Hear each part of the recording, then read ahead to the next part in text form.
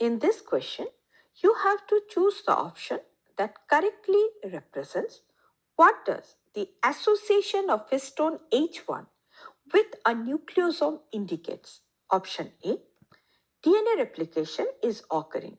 It is incorrect because histone H1 is not involved in DNA replication. Option B, the DNA is condensed into chromatin fiber. Now, histone H1 binds to the linker DNA between nucleosomes and it helps in the compaction of the chromatin into a 30 nanometer chromatin fiber, thus facilitating the DNA condensation. Hence, it is the correct option.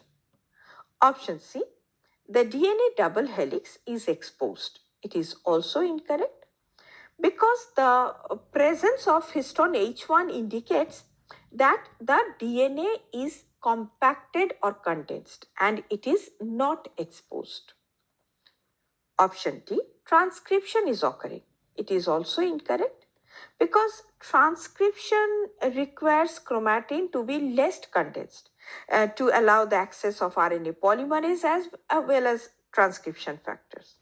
So the presence of histone H1 indicates a more condensed state, which is transcriptionally rather inactive.